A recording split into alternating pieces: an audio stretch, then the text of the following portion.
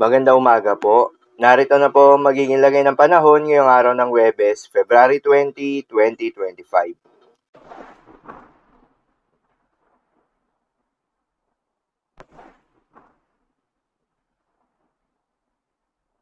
Sa kasalukuyan at ayon sa pag-asa, patuloy pa rin na umiiral itong shear line o yung salubungan ng malamig na northeast monsoon at mainit na easterlies at nagdadala pa rin ng maulap na kalangitan na may kalat-kalat na mga pagulan at isolated thunderstorms sa may eastern section ng northern at central Luzon.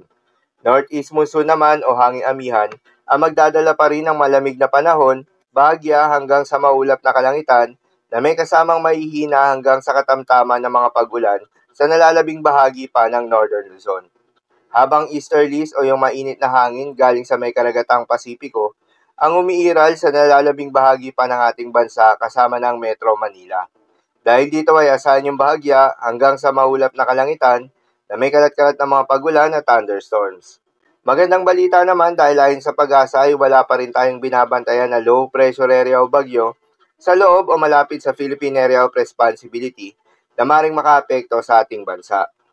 Para naman sa magiging lagay ng panahon ngayong araw ng Huwebes, dahil nga sa epekto nitong shear line, asahan sa mainland Cagayan, Isabela, Quirino at Aurora, ang maulap na kalangitan na may kalat-kalat na mga pagulan at isolated thunderstorms.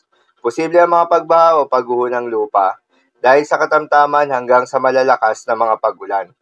Habang sa Cordillera Administrative Region at nalalabing bahagi ng Cagayan Valley, ay asahan naman yung maulap na kalangitan na may kasama mga pagulan na dulot ng northeast monsoon. Posible rin ang mga pagbaha o pagguho ng lupa dahil sa katamtaman hanggang sa kung minsan ay malakas na pagulan. Habang sa Visayas, Caraga, Northern Mindanao, Zamboanga Peninsula, Romblon, Palawan, Albay, Sorsogon at Catanduanes ay asahan naman yung maulap na kalangitan na may kalat-kalat na mga pagulan at thunderstorms na dulot ng easterlies. Posible rin ang mga pagbaha o pagguho ng lupa dahil sa katamtaman hanggang sa kung minsan ay malakas na pagulan. Habang sa Ilocos Region ay asahan naman yung bahagyang maulap hanggang sa maulap na kalangitan na may kalat-kalat na mga mahihinang pag-ulan na dulot ng northeast monsoon. Habang sa Metro Manila at nalalabing bahagi pa ng ating bansa, ay asahan naman yung bahagyang maulap hanggang sa maulap na kalangitan na may kalat-kalat na mga pag-ulan o thunderstorms na dulot ng easterlies. Posible rin ang mga pagbaha o pagguho ng lupa during severe thunderstorms. At dahil pa rin nga sa epekto nitong shear line, posible ngayong araw ang moderate to heavy rain sa may Cagayan, Isabela, Quirino, Aurora at Quezon. Sa mga apektadong lugar, ingat sa mga posibleng banta ng pagbaha at pagguho ng lupa, lalong-lalo na sa mga lugar na inuulan na noong mga nakaraang araw pa. Para naman sa magiging lagay ng mga dagat baybayin, ayon sa pag-asa ay may nakataas pa rin tayo na gale warning sa mga seaboards ng Batanes, Cagayan at Isabela.